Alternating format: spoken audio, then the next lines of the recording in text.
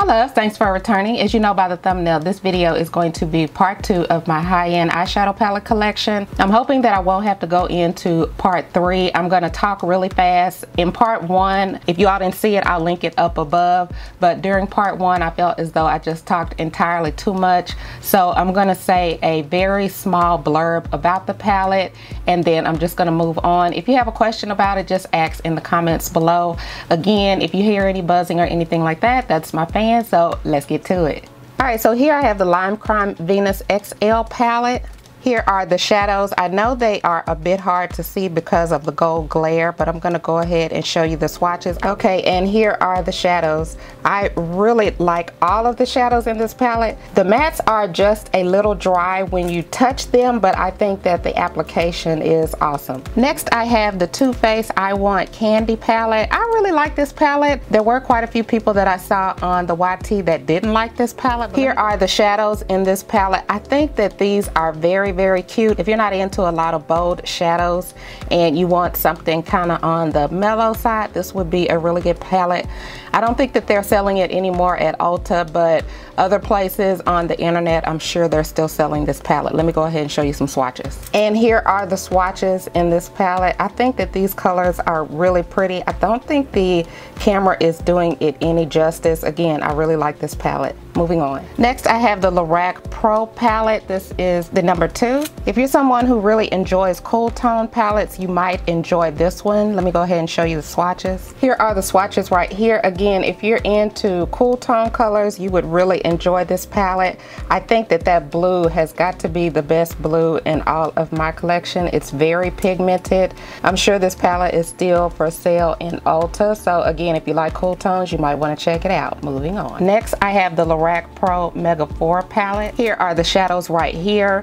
You really can't tell, but this palette really does have some nice colors in it. This packaging is horrible. It's very hard to keep clean. Once you make a stain, you can't even, it seems as though you can't even get it off. But let me go ahead and show you a few swatches. To me, Lorac has some of the softest and smoothest eyeshadows on the market. But yeah, I really do like the colors in this palette. Moving on. So next I have the Lorac Pro Mega 2 palette. Here are some of the colors in this palette. I think that this palette has some really nice colors. I like the colors in the Mega 4 palette better, but let me go ahead and show you a few swatches out of this little baby. And here are a few of the swatches. Next I have the Too Faced Best Year Ever 2018 palette. This palette was released in December of 2017. Let me go ahead and show you the shades. And here are a few of the shades out of this palette. It's got some really fun colors. Let me go ahead and show you a few swatches. And here are a few of the swatches. Like I said, I think this just has some really fun colors. Moving on. Next I have the Sephora Pro Cool palette. Here are the shades in the palette. I really have enjoyed using this palette. Let me go ahead and show you a few swatches. So here are some of the shades swatched. I will go ahead and warn you that if you do order this palette, it has a tremendous amount of kick up and fallout and things like that, and you know, that has never really been anything to bother me unless it's just extremely excessive or if the pigmentation doesn't compensate for it. But here are the shades. I really like this palette. I've gotten a lot of, I think, pretty looks from this palette.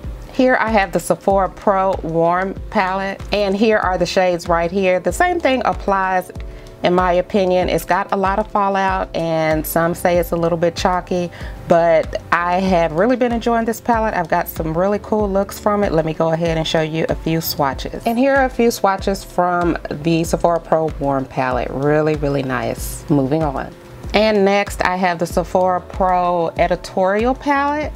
And here are the shades right here. As you can see, there are some really fun colors in this palette. Let me go ahead and show you a few swatches. And here are a few of the shades. Really pretty. Just an overall fun palette. The next palette is by Tarte. This is Be a Mermaid and Make Waves.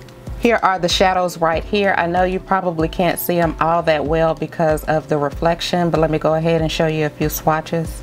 And here are a few of the swatches. Just in case you don't know it, Tarte's palettes have the most pleasant scent in them. All of these shades are metallic. I think that in the palette it's only about 2 mattes, but these colors are very pretty. Moving on. The next palette I have is by Urban Decay. Here are the shades right here. There is a mirror where I have that palette. As you can see, it's got warm tones on one end and jewel tones on the other. I really like the formula of this palette. To me, it's really soft and buttery. Let me go ahead and show you a few of the swatches. And here are the shades right here. Very pigmented, really nice. I really have been enjoying this palette. Moving on. Next I have the Tarte Pro Palette by Tarte. Here are the shadows right here. I really have been enjoying this palette. This is really one of my all-time favorites, even though I am a bit allergic to this palette. Every time I wear it, my nose starts to itch, my eyes start to water, but it really is a awesome palette. And here are a few of the shades in the palette. Just really nice. Moving on. Next I have the Urban Decay Distortion palette. How cool is the covering and the casing on this palette? The overall packaging is just really, really nice. Let me go ahead and show you the shades. Okay, so here are the shades. The top row are what they call transformer shades. If you have any of the other shades applied and you put one of these colors up top, it will totally change the color of the shades. I'm gonna go ahead and swatch a few down here, and then after that I'm gonna swatch some of these colors over it so you can kind of get an idea of what it will look like. Okay, so here are a few of the shades swatched without any of those transformer shades, or the shades, I think they call them transformer shades, but anyway, this is what they look like without that. Now let me go ahead and swatch a few on top of these colors. And here are those same shades with some of the transformer shades swatched on top. I tried to leave a little bit of a space so you could actually see where the other color started and the other color began. But anyway, it does change the shade in my opinion. My favorites are the black one and this orange one. So yeah, just an overall fun palette. Next I have Kat Von D's 10th anniversary palette. Let me go ahead and show you the shade. Here is the palette right here. Let me go ahead and show you a few swatches, and here are a few of the swatches right here. If you want to see a detailed review of this palette, I'll link a card up above. I actually did review this palette as well as did a demo. I will warn you, the demo is a bit long, but I was just trying to show you all how long it takes to blend and build up these shadows. So moving on. Next I have Urban Decay's Gwen Stefani palette. I really do like the casing of this palette. Let me go ahead and show you the shades. Here are the shades right here. The burgundy and the black shade in this palette are very, very pigmented. It does have a lot of light, cool tone shades in this palette. Let me go ahead and swatch a few for you. Here are a few of the shades swatched. Again, this is another example of the swatches not being as good as the application, but overall I think that these shadows are really, really pigmented and you can really see it during application. Okay, so here is an oldie but goodie. This has absolutely been my ride or die palette for a very long time. This is Kat Von D's Shade and Light palette. You can tell mine is old because the casing is different. Let me go ahead and show you my shades. Here are the shades in this palette. As you can see, all of the shades are matte, and it's got a mixture of cool tones and warm tones. It's just a really, really good palette with a awesome formula. I think that everybody needs a palette like this somewhere in their collection where it's all mattes with cool tones, warm tones, and neutral shades in the selection. Let me go ahead and show you a few of the swatches. And here are a few of the shades swatched. Just really nice, excellent pigmentation. Moving on. Next I have the Kat Von D Shade and Light Glimmer palette. Let me go ahead and show you a few of these shades. Here are a few of the shades right here. Just really, really nice. A lot of people didn't like this palette. They said it was boring, but many of these shades are supposed to be used with the matte palette, the Shade and Light matte palette that I just showed you, but let me go ahead and show you a few of these swatches. Okay, and here are a few of the shades swatched. What I will tell you about this palette is that some of the shades are a bit gritty and textured upon application, and you probably would need a glitter glue, and the one that I'm talking about in particular is that top shade, that bronzy deep brownish color at the top, and some are kind of sheer that are in the palette. So it's just a mixture of textures in this palette, and I think that could have been what bothered a lot of people about this palette. But if you're not really into a lot of different textures and things like that, you probably won't like this palette. Next, I have the Smashbox Double Exposure palette. Here are a few of the shades right here, and as you can see, this includes a brush. Smashbox has, I think, the best brushes on the market, especially the ones that they include in palettes. Let me go ahead and show you a few swatches. And here are a few of the shades. Just really nice. It's overall, I think it's a good palette.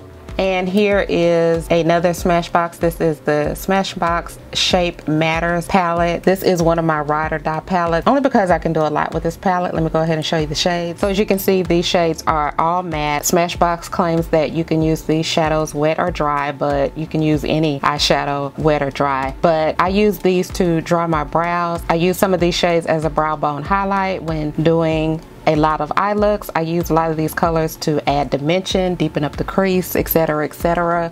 It's just one of those type of palettes that everybody should have in their collection. Let me go ahead and show you a few swatches. And here are a few of the shades swatched.